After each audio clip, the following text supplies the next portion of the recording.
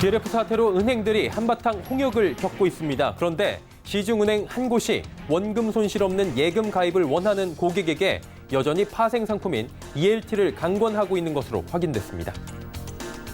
민간택지 분양가 상한제를 4년간 지속하면 서울 집값이 11%포인트 떨어질 것이라는 분석 결과가 나왔습니다. 하자 문제로 몸살을 앓던 강동구 대단지 고덕 그라시움 입주가 시작됐습니다. 전세 수요가 많아 입주 대란은 없는 것으로 보입니다. 지난달 서울의 주택 매매가 대비 전세가격 비율이 50%대로 떨어졌습니다. 주택 전세가율이 떨어진 것은 전세값보다 매매가격 상승폭이 가팔랐기 때문입니다. 센 뉴스 플러스 시작합니다.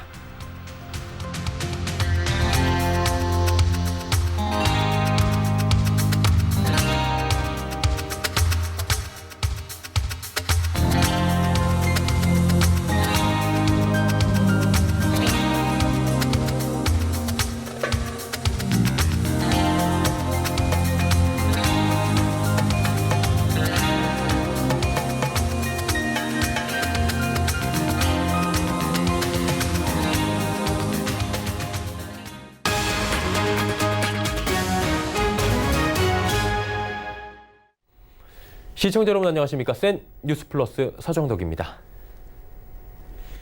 DLF 사태로 홍역을 겪고 있지만 시중은행 한 곳이 또다시 고객에게 파생 상품을 강권해 논란입니다. 원금 손실 없는 예금 가입을 원하는 고객에게 파생 상품인 ELT를 판매하려 한 건데요. 자세한 내용 앵커 리포트에서 단독으로 전해드립니다. 정기예금에 가입하기 위해 시중은행 A 지점을 찾은 김 씨. 원금 손실이 없는 예금 상품에 가입하려 했는데 은행 창구에서 다른 상품을 권유해 난처했습니다. 두 번째 갔을 때 전화해서 원금 보장을 받는 예금으로 하겠다 했는데 상품을 세 가지 보여주면서 절대로 손해 안 본다고 그래서 그 확정인가 아닌가 물어봤더니 확정은 아니라는 거. 지점을 찾은 김 씨는 정확히 예금 상품을 원한다고 밝혔고 두 차례 방문을 했는데도 지점에선 낯선 금융상품명이 빼곡히 적힌 종이를 보여줬습니다. 정기예금과는 거리가 먼 성격의 ELT 상품들이었고 창구 직원은 이 중 특정 상품에 동그라미를 치며 적극 추천했습니다. 이 상품은 일주일 전 출시된 상품으로 코스피 200과 S&P 500, 유로스탁스 50 등 주요 선진국 우량주에 투자하는 파생 상품으로 일정 조건만 충족된다면 3.2%의 확정 이자를 받게 됩니다. 하지만 글로벌 증시 흐름이 좋지 못해 지수가 하락한다면 원금 손실이 발생할 수 있고 적은 확률이지만 전액 원금 손실도 가능합니다. 그렇다면 이 상품을 권유한 직원은 상품에 대해 정확히 알고 판매를 하고 있는 걸까? 직원의 말입니다. 이 상품들 이번 주 출시된 것 중에서 이게 제일 지금 그 배리어가 낮은 거예요. 1차가 80이고 2차가 75예요. 판단한 고객님께서 하시는 거예요. 전문가들은 대규모 원금 손실 사태로 비난을 받는 상황에서도 은행원들이 파생 상품 판매에 열을 올리는 이유가 은행에 구조적인 문제 있다고 지적합니다. 문제가 터질 때마다 불안전 판매 등 일선 창구 직원의 일탈로 내몰 게 아니라 은행권 영업 관행에 대한 대대적인 개혁 작업이 필요해 보입니다. 서울경제TV 서정덕입니다. 민간택지 분양가 상한제를 4년간 지속하면 서울 집값이 11%포인트 떨어질 것이라는 분석 결과가 나왔습니다.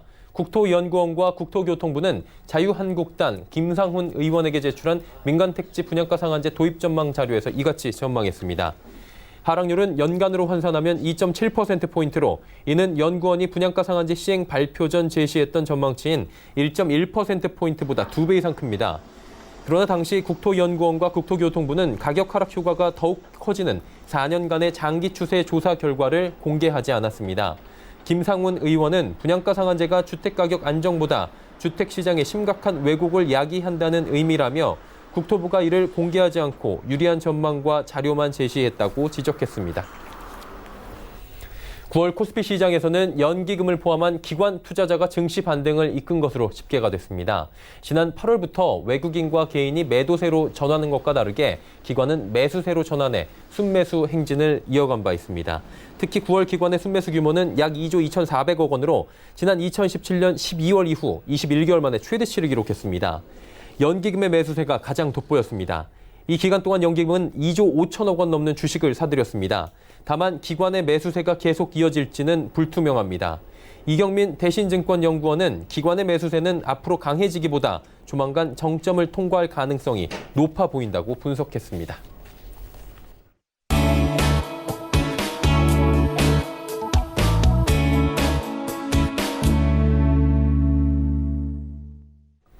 방문이 제대로 닫히지 않고 아파트 내부 곳곳에 빗물이 흘러내리는 등 입주 전 하자 문제로 몸살을 앓던 강동구의 대단지 고덕 그라시움 소식 저희가 지난주에 전해드린 바 있죠. 입주 예정일이 지난달 30일이었는데요. 이 준공 승인이 나면서 입주가 시작됐다고 합니다. 집값의 흐름이나 현재 분위기 어떤지 부동산팀의 유민호 기자와 짚어보도록 하겠습니다. 어서 오세요. 안녕하세요. 네. 우여곡절 끝에 입주했다라는 표현이 딱 맞을 것 같은데 이 그라시움은 5천 세대에 육박하는 정말 큰 단지라고 알고 있습니다. 강동구 부동산 시장에 영향을 줄 것 같은데 어떻습니까? 네, 일단 입주자들이 요구한 하자 문제를 일부 받아들이고 시공사와 재건축 조합 그리고 강동구청까지 나서 마라톤 회의를 진행한 끝에 준공 승인이 떨어졌습니다. 어제까지 약 500가구가 이삿짐을 푼 것으로 알려져 있는데요. 이 고덕 그라시움은 약 5천 가구, 14,000명이 거주하게 될 강동구 대단지 아파트입니다. 이 대규모 입주에 강동구는 물론 서울 동남권 부동산 시장이 영향을 받을 것으로 보입니다. 우선 고덕 그라시움 집값 분양가 대비 상당히 올랐습니다. 전용 127제곱미터는 10억 8천만 원에 분양받을 수 있었는데 지난달 초 입주권이 18억에 팔렸습니다. 이 7억가량 상승한 건데요. 이 전용 59제곱미터 입주권도 분양가보다 4억 오른 10억에 거래됐습니다. 수요가 많은 전용 84제곱미터도 비슷한 수준입니다. 많이 올랐네요. 근데 입주 물량이 워낙에 많다 보니까 전셋값의 움직임도 저희가 예의주시해야 될 것 같은데 분위기는 어떻습니까? 네, 고덕 그라시움 전셋값은 아직 크게 흔들리지 않는 모양새입니다. 네. 일단 한 달 전보다 수천만 원 오른 가격에 최근 거래가 이뤄지고 있는데요. 이 5천 가구 대단지지만 현지 공인중개업소 말을 종합하면 20% 정도가 이 전세 매물로 나와 있고 이마저도 최근 소진 단계에 들어가면서 수백 가구만 남아있는 상황이라고 전해왔습니다.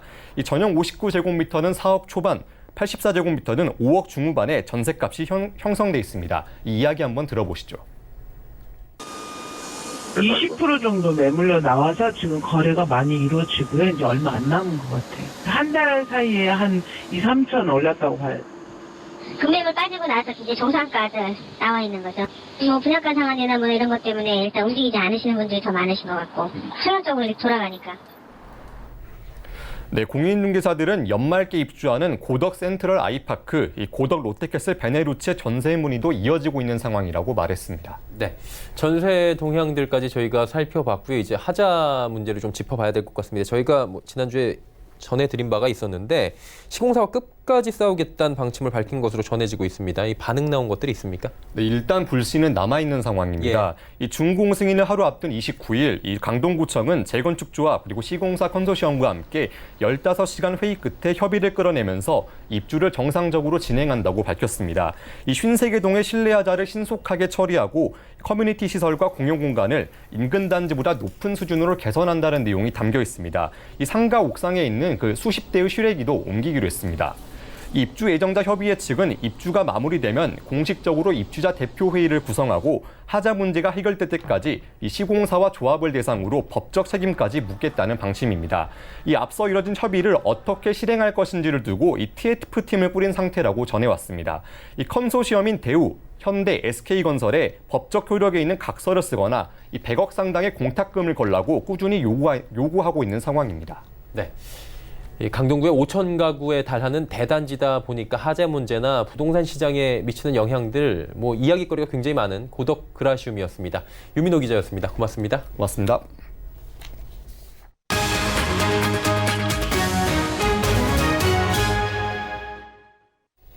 자동차 업계 10월 폭풍 할인이 올해도 반복됩니다. 업황이 악화되고 또 노사 갈등이 장기화되며 공격적인 할인으로라도 실적을 회복하겠다는 전략인데요.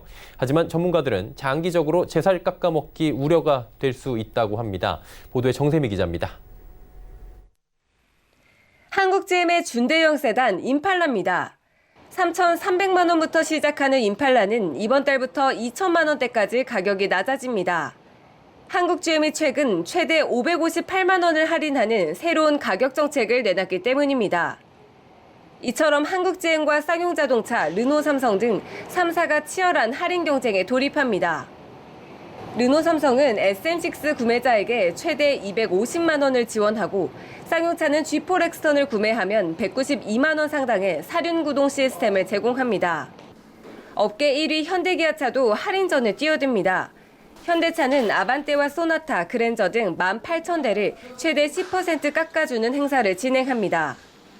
회사 관계자는 올해 완성차 업체들의 실적이 좋지 않은 상황에서 재고를 털어내기 위한 밀어내기 전략은 불가피하다고 말합니다. 그랜저 뭐 이런 애들 막 하는 거 보면 뭐 지사 깎아고 먹는 거 아니냐 뭐 이런 저기도 있지만 그만큼 판매가 됨으로써 이게 좀 더 특히 윤활유처럼 이렇게 작용하는 그런 것들이 있거든요. 경쟁사들이 어느 정도 하는지를 눈치를 좀 봐서 이렇게 해서라도 판매를 하는 뭐 이런 시골에는 좀 있는 것 같고 전체적으로 뭐 산업이 좀 어려워져 있다 뭐. 하지만 전문가들은 실적 회복을 위한 근본적인 해결책 없이 가격 할인으로 판매를 확대하는 건 역효과가 날 수 있다고 지적했습니다. 향후 신차 출시로 가격이 정상화됐을 때 소비자들은 가격이 상승했다고 느껴 구매 욕구 감소에 영향을 미친다는 겁니다. 신모델 출시 위에 아니면은 정상적으로 소비가 살아났을 때 가격을 정상화했을 때 일반 소비자들은 가격 상승 효과로 보거든요. 그게 이제 진입장벽이 돼서 차량 구매에 좋지 않은 영향을 미치고 장기적으로 할인을 해간다는 얘기는 실제 메이커 입장에서는 바람직하지 않은 상황이라고 볼 수 있습니다. 서울경제TV 정샘입니다. 사람의 암을 치료하는 강아지의 구충제 소식 들어보셨습니까? 미국의 한 남성이 유튜브에서 강아지 구충제를 먹고 암에서 회복됐다는 내용을 올리며 화제가 되고 있습니다. 동물의약품 도매상에서는 펜벤다졸 제품이 품절되고요. 주식시장에서는 구충제를 판매하는 제약사들의 주가가 급등하는 현상이 벌어졌다고 합니다. 이들 제약사가 실제로 항암 이슈와 연관이 있는 게 맞는지 양한나 기자가 알아봤습니다. 구충제를 판매하는 GL팜텍은 전날 상한가를 기록했습니다. 알리코 제약은 장중 최고 23.64% 상승했고 제일바이오, 시트리, 화일약품, 신풍제약 등 주가도 강세를 보였습니다. 미국의 한 남성이 펜벤다졸을 함유한 강아지 구충제를 먹고 암이 나았다는 유튜브 영상이 화제가 된 영향입니다. 그러나 실제로 펜벤다졸 관련 제품을 판매하는 곳은 상장사 중 제일바이오가 유일했습니다. 나머지 회사들은 모두 알벤다졸 성분의 사람이 먹는 구충제를 판매하고 있는 것으로 확인됐습니다. 시장에서는 알벤다졸이 펜벤다졸과 비슷한 작용 기전을 가졌다는 이유로 역시 항암 효과를 기대할 수 있다는 이야기가 돌고 있습니다. 그러나 해당 기업들의 관계자들은 모두 입을 모아 구충제를 판매할 뿐 항암 관련 이슈와 전혀 연관이 없다고 답했습니다. 네, 저희는 그거랑 연관이 없는 회사이고요. 사람이 먹을 수 없는 제품이고 저희. 식약처는 암 환자는 허가받지 않은 펜벤다졸을 절대 복용해서는 안 되며 의약품 복용 전 반드시 의사나 약사 등과 상의해야 한다고 밝혔습니다. 그렇다면 실제 약사들의 생각은 어떨까? 익명을 요구한 약사 C씨는 알벤다졸과 펜벤다졸 모두 항암 효과 관련 연구가 해외에서 진행되고 있는 것으로 안다면서도 실험 데이터가 나오기까지는 앞으로 수년이 걸릴 것으로 예상되며 실제로 효과가 증명된다 하더라도 사업 추진에 있어 진입 장벽이 낮은 약물이라 기존 관련된 제약사에 큰 기대를 둘 필요는 없어 보인다고 전했습니다.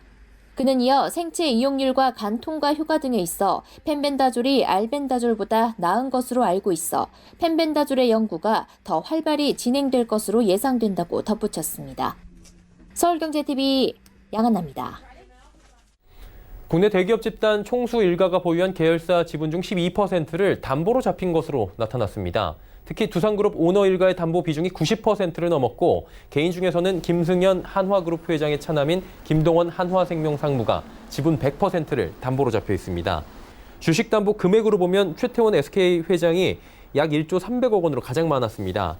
기업평가 사이트 CEO 스코어에 따르면 신한계 그룹 오너 일가의 주식담보는 약 10조 원에 육박했습니다. 이는 전체 보유 지분 가치 81조 원 중 12.2%에 해당하는 수준으로 2016년 말 9.4%와 비교한다면 2.8%포인트가 늘어난 수치입니다. 올해 전문 경영인 주식부자 1위에는 김기난 삼성전자 부회장이 이름을 올렸습니다. 삼성전자 디바이스 솔루션 부문장인 김 부회장은 자사주식 20만 주를 보유해 주식 평가액이 96억 8천만 원에 달했습니다. 지난달 서울의 주택 매매가 대비 전세 가격 비율이 50%대로 떨어졌습니다. KB국민은행 조사에 따르면 지난달 서울 주택 전세가율은 59.9%로 전달과 비교해 0.2%포인트 낮아졌습니다. 주택 전세가율이 떨어진 것은 전세값보다 매매가격 상승폭이 가팔랐기 때문입니다. 국민은행 조사에서 서울 주택 매매가격은 올해 1월부터 9월까지 1.1% 상승한 반면 같은 기간 전세값은 0.11% 하락했습니다. 국민은행 측은 전세가율 하락은 전세를 끼고 주택을 구매하는 갭 투자가 점점 더 어려워진다는 것을 의미한다고 설명했습니다. 롯데주류는 최근 일본 제품 불매 운동과 관련해 자사가 일본과 관련이 있다는 허위 사실을 유포한 사람들에게 법적으로 대응하겠다고 밝혔습니다. 롯데주류는 오늘 입장문을 발표하고 온라인 블로그, 카페, 일부 기사 등에서 일본 아사히가 롯데주류의 지분을 가지고 있다는 허위 사실이 유포되고 있다며 악의적으로 날조된 허위 사실에 기반한 비방이 지속되고 있어 본격적인 법적 대응에 나선다고 말했습니다. 롯데주류는 법무법인 율촌을 통해 허위 사실에 기반한 비방 기사, 게시물들에 대한 1차 모니터링을 마쳤습니다. 이 중 허위 사실을 적시하고 있거나 심각한 모욕적 표현을 반복한 악성 게시물 20건에 대해 내용 증명과 고소 고발장을 접수했습니다.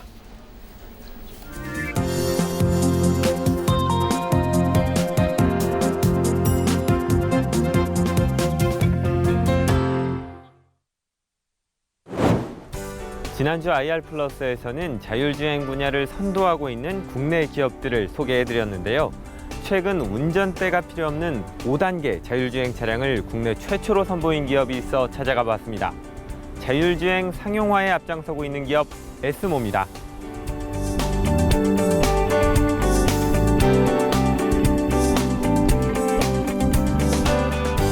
현재 자율주행 차량은 미국 자동차공학회가 정의한 표준에 따라 0에서 5까지의 6단계로 구분됩니다.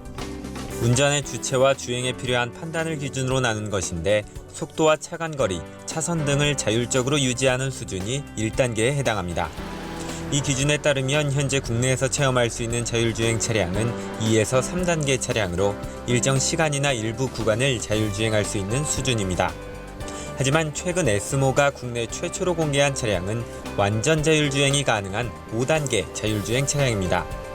일반 차량에 대한 개조나 어떤 현재 연구실 수준이 아니라 사실 상용화를 목표로 두고 있는, 상용화를 코앞에 두고 있는 테스트 버전의 모델이라고 보시는 게 제일 맞습니다. 전 세계에서 사실상 거의 최초로 나왔던 완전 자율 목표로 한 택시 모델이라고 표현할 수 있을 것 같습니다. 6인승 자율주행 차량 오토넘 캡은 프랑스 자율주행 기업 나브야가 개발한 택시용 모델입니다. 현재 유럽, 미국, 호주에서 총 25대가 실증 테스트 중이며 아시아 국가 중에는 우리나라에서 최초로 공개됐습니다.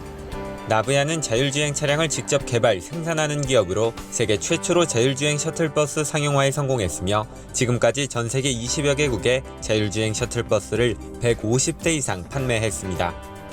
에스모는 지난 7월 우리 돈 약 263억 원 규모의 투자를 통해 나브야의 2대 주주로 올라섰고 우리나라, 일본, 중국 등 동북아시아 지역에서의 나브야 자율주행 차량 판매와 관련 서비스에 대한 독점권을 얻었습니다.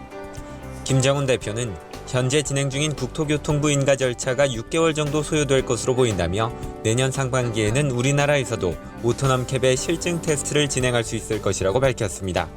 에스모는 나브야뿐만 아니라 SK텔레콤과도 업무 협약을 체결하고 자율주행 사업화를 위한 5G 기술 개발과 자율주행 플랫폼 개발에 집중하고 있습니다. 에스모가 이처럼 자율주행 분야에서 공격적인 행보를 보이고 있지만 처음부터 자율주행 관련 기업이었던 것은 아닙니다. 지난 1994년 설립한 에스모는 자동차 내연기관용 배선 뭉치, 이른바 와이어링 하니스 전문기업입니다. 지난달 20일에는 베트남 하노이 인근 공업단지에 새로운 와이어링 하니스 제조 공장을 세웠습니다. 베트남 신설 공장은 기존 중국 청도 공장의 2배 수준의 생산이 가능하며 주력 상품인 와이어링 하니스와 전기자동차의 배터리팩, 전기차 충전 케이블 등을 생산합니다. 에스모 측은 베트남 신공장을 통해 수익을 확대함과 동시에 중국과 일본에서의 자율주행 사업에도 박차를 가할 방침입니다. 중국의 경우 국무원 산하 국영기업 중신그룹으로부터 1억 달러를 투자받아 본격적인 사업에 착수할 계획입니다. 지난 9월 중신그룹의 자율주행 전문 자회사 동신따 테크놀로지와 이를 위한 업무 협약을 체결했습니다. 중국 내에서 확고한 네트워크를 가진 중신그룹의 동신따에 나브야 자율주행 차량에 대한 중국 판권을 부여하고 합작법인을 통해 자율주행차를 직접 개발, 생산할 예정입니다. 일본에서의 자율주행 사업 확대를 위해 에스모는 최근 일본 소프트뱅크의 자회사인 SB드라이브와 업무 협약을 맺었습니다. SB드라이브는 자율주행 차량에 탑재되는 소프트웨어를 개발하고 셔틀 관리를 전문으로 하는 기업입니다.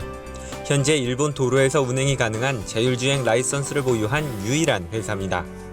S모는 이번 협약에 따라 SB 드라이브와 함께 일본의 안전기준법 등에 맞는 자율주행 차량 개발을 추진하고 SB 드라이브는 자율주행 셔틀 운행을 위한 소프트웨어와 셔틀 통합 관제를 담당하기로 했습니다.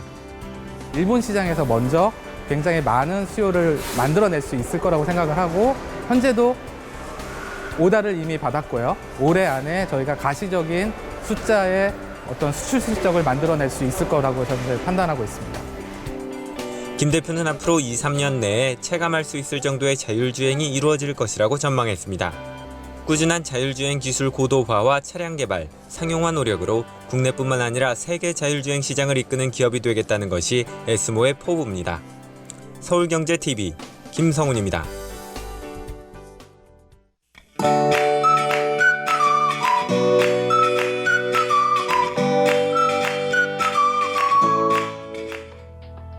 안녕하세요. K웨더 라이프스타일 예보 김민주입니다. 현재 태풍 미탁은 중심 기압 985헥토파스칼, 최대 풍속 초속 27m의 소형급의 세력으로 한반도를 향해 북상하고 있습니다. 현재는 서귀포 서쪽 부근 해상까지 올라왔는데요. 오늘 오후부터 밤사이 목포 부근 해상까지 바짝 다가서겠고요. 이후 남부지방을 관통할 것으로 예상됩니다.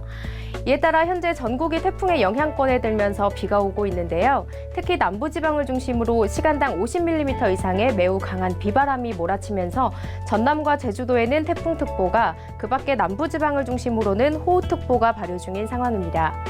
현재까지 제주 성판악에는 255mm의 물폭탄이 쏟아졌고요. 그 밖에 신안과 고흥에도 200mm가 넘는 비가 내렸는데요. 앞으로 강원 영동과 남부지방 그리고 제주도에는 100에서 200mm, 많은 곳은 제주 산간과 동해안 지역에 400mm 이상의 물폭탄이 더 쏟아지겠고요. 그 밖에 강원 영동과 중부지방에도 100mm 이상의 비가 더 내리다 그치겠습니다. 많은 비와 함께 바람까지 강하게 불면서 전해상의 물결이 매우 높게 일겠습니다. 현재 서해와 남해상에는 태풍특보가 발효 중인데요. 점차 동해상에도 특보는 확대되겠습니다. 다음은 자세한 지역별 날씨입니다.